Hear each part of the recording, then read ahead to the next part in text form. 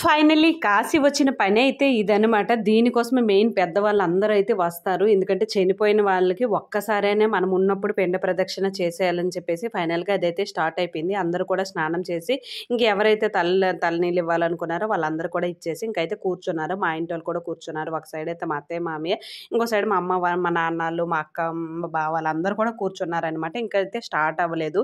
Next వీడియోలో అయితే start అయిన తర్వాత ఎలా ఉంటది, అసలు ఎంత డబ్బులు తీసుకుంటారో తెలుగోళ్ళేనా కాదా, ఎలా పూజలు అవి చేస్తారు అనేది అయితే ఫుల్ డీటెయిల్గా చెప్తానమాట. వీడియో అయితే కొంచెం యూజ్ఫుల్ అవుతుందని అయితే నేను అనుకుంటాను. ఇవన్నీ ఎక్కడ నుండి తెచ్చుకోవాల్సిన అవసరం కూడా లేదు, వాళ్ళే అన్ని ఇస్తారు. దానికి కూడా మనం పేమెంట్ అయితే చేసుకోవాలి. ఎంత చేయాలి, ఏంటి, అసలు ప్రాసెస్ ఏంటి అనేది నెక్స్ట్ వీడియో అయితే మీరు చూస్తే కంపల్సరీగా తెలుస్తుంది.